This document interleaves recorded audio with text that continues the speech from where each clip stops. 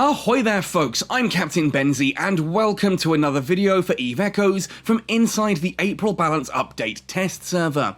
In today's video we're going to be taking a look at the changes to shield field modules. This is part of a string of nerfs to shield guardians, although of course it is the most obvious and most direct. We've already covered how the changes to shield extenders and the capacitor batteries have affected ships and how that will change things, so today we're going to have a look at the shield field module, and I'm going to be using the Hurricane Guardian because this of course is the guardian ship that I am personally most familiar with.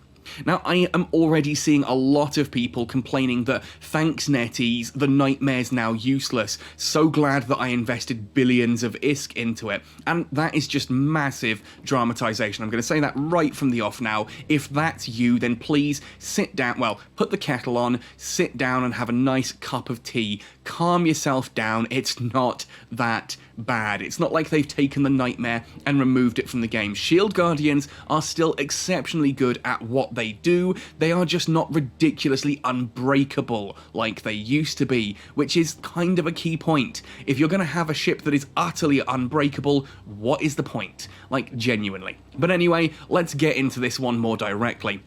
If you enjoy this video and you want to see more stuff like this from the April Balance test server, make sure you hit like, let me know your thoughts and opinions in the comment section down below, and be subscribed to the channel, ding that notification bell, that way you will not miss any of the uploads that I put out regarding this test server. All that said and done then, let's jump right in to talking about the changes to shield field modules. So here we are on the fitting page for this Hurricane Guardian. This is the same fit as I used for my Hurricane Guardian on the live server. It's the same fit I used in the Catskull Academy video looking at shield field modules.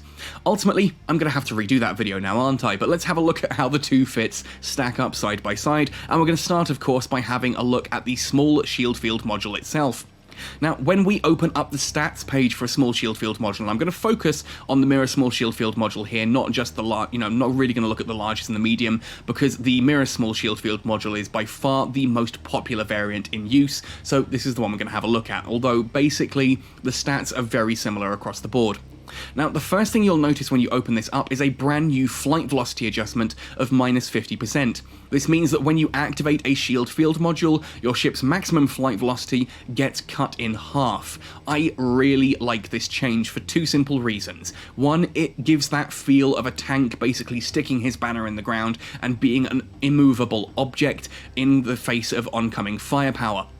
Secondly, it reduces the ability for a shield field fleet to kite away from the enemy. It means that when you are in a shield field bubble, there is an increased possibility of ships coming in and actually getting inside that bubble. You are going to have to focus on targets that would like to dive inside that bubble that little bit more. You're going to need to kill those faster because you can't run away from them the same way as you could before. I mean, imagine, previously you could pull away at say 1,000 meters per second. Now you can only pull away at 500 meters per second, which means it is much easier to close that gap if you try to turn your fleet around and kite away.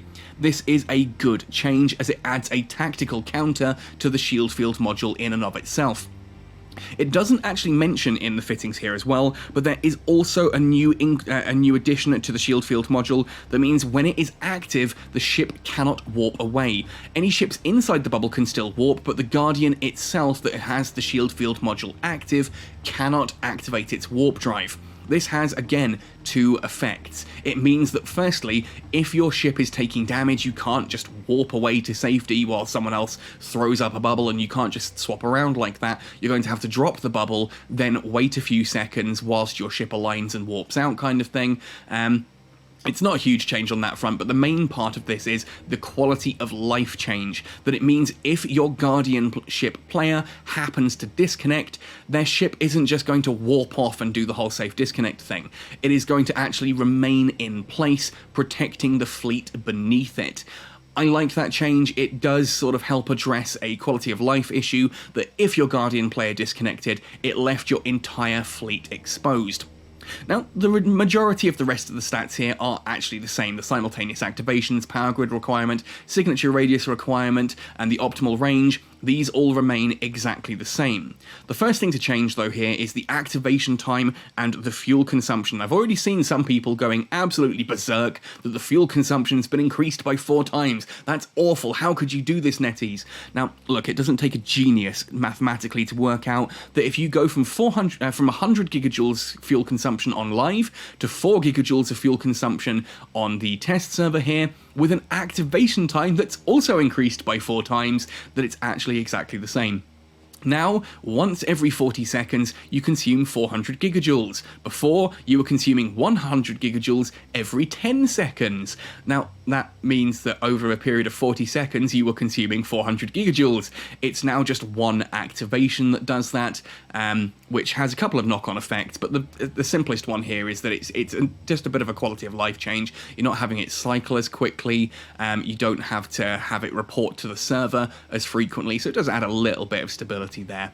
Not really anything noticeable, though, if we're talking about this in the long run. The reactivation delay, however, that's a significant nerf. That's gone from 5 seconds of reactivation delay up to 20 seconds of reactivation delay. This means that if for whatever reason the shield field module gets deactivated, either the ship using it has lost its shields, or the player deactivates it for whatever reason manually, rather than a 5-second period before they can activate it again, it is now a 20-second period, which means if the enemy fleet breaks the Guardian's bubble, and then your logistics happen to repair it high enough that you could put the bubble up again, you've still got a significant delay on the module before you can reactivate it. This will leave a fleet underneath a Guardian ship exposed for longer, so when that bubble goes down, there is more opportunity to shoot at other targets.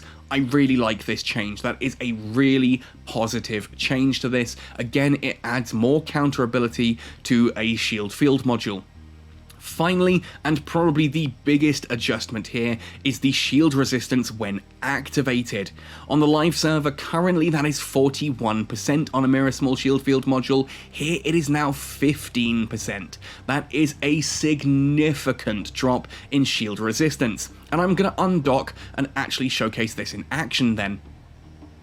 So here we are then undocked, and you can see that the cold defense EHP is exactly the same as it was on live, 84,114, but of course that's cold. So let's come out and we're going to activate each of the adaptive invulnerability fields, and we're going to activate the shield field module as well. Look, there goes the bubble. Now let's go back into that fitting menu and see what has changed here. So now you can see that the defenses, whereas these were at 205,685 EHP on the live server when I showcased this in the video, you can see that is now 182,980. That is over 20,000 EHP difference. That is a significant drop that means ultimately you're going to be able to drop that shield that little bit easier.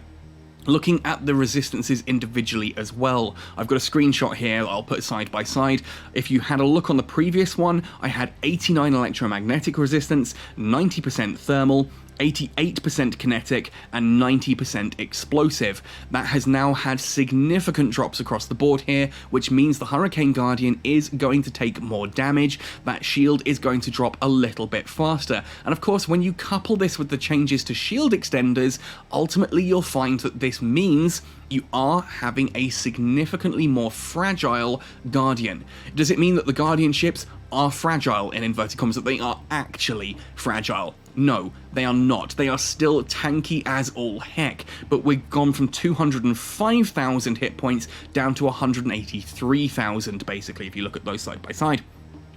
This is a significant change, and it means that these ships are now breakable. Whilst, yes, I see that a lot of people are complaining about the Nightmare and screaming that, the Nightmare's been nerfed into the ground, what's the point in flying a Nightmare? Your Nightmare still has a lot more EHP than my Hurricane Guardian does. It is still by far the very best shield field Guardian ship, and that isn't going to change. It is still an incredibly powerful ship. You are going to have to change the fit so you're not using triple extenders, and yeah, you're going to have less resistances than you had before. This now means that your ship has a counter. It doesn't mean that you are useless, it means that your ship isn't just godly and defining the entire fleet PvP meta. That's the key point here, that the Nightmare is no longer the be-all and end-all of fleet PvP. It's actually an interesting point that you could look at some of the Armorlink Guardians now and see that these are really good ships, and you might even have fleets that are split between Shieldfield and Armorlink, and that's amazing. Versatility and option in this kind of thing is exactly why we have these balance patches. We had a toxic, stagnant meta that basically meant each fleet was just a Nightmare in its shield bubble against another Nightmare in its shield bubble, and it was just kind of throwing wet noodles at each other. Throwing wet noodles at an enemy tank kind of thing. Now, there is actually going to be a counter to this. There are going to be ways to actually deal with shield fields in PvP. In PvE, yeah, there's still a bit of a drop here for PvE, but you're not going to suddenly find that you can't do what you were able to do before. So if you're using a Guardian ship to do some of like the higher level anomalies and things in fleet versions, you're still going to be able to do that. But for fleet PvP, you now have actual counters, and to me that is always going to be a positive change to allow some versatility and options to pilots in the game. This is, after all, supposed to be somewhat of a sandbox game. You're supposed to be able to kind of fly what you want and do what you want to do, and well, these changes allow you to do that by meaning there's not just one particular best option. We're trying to get rid of one single meta. And someone called me out the other day and basically said, you know, hang on, you said, oh, you can't wait to see how the meta changes. I thought you've said before there shouldn't be a meta. There shouldn't be a meta that is one particular ship or strategy that is better than everything else. There is always going to be a meta, but ultimately it shouldn't just be one thing. You should have multiple valid options. That's the point, that we've had a meta that is so ridiculously powerful and overly toxic, it has dominated everything. The reason that drones are so popular in fleet PvP is because they were a solid counter to get inside a Nightmare's shield field module. Now that that shield field module and the Nightmare itself is kind of getting nerfed because of the changes to extenders and shield field modules, there's less need for so many drones in PvP. And also with the whole drone bombs, this is already reducing the amount of people who are going to be using drones in PvP. We're already seeing a lot of the main alliances redoing their doctrine to take out the majority of their drone ships. They're still leaving some in, because drones definitely have a place in PvP. But even if no one fits an anti-drone pulse bomb, those have already done their job, which I think is absolutely amazing. Ultimately though, the fact that the shield field module now actually has counters, I can only see as a good thing. But again, these are my thoughts and opinions, and I'd love to hear yours in the comment section down below. I've covered pretty much everything I want to here on the shield field module, so yeah, let me know what you think about this. Do you think it's too much of a nerf? Do you think it's not enough of a nerf? Do you think that the changes are good or bad overall? Do you think I missed something in my analysis here? Let me know in the comment section down below, and remember, every comment enters you with a chance of winning a month of Combo Omega. I give away 3 individual 1-month Combo Omegas every single week, so make sure you're commenting on YouTube and joining me on Discord as well. Anyway folks, thank you very much for watching this one right the way to the end. Let me know your thoughts and opinions. Happy sailing, and see you in New Eden!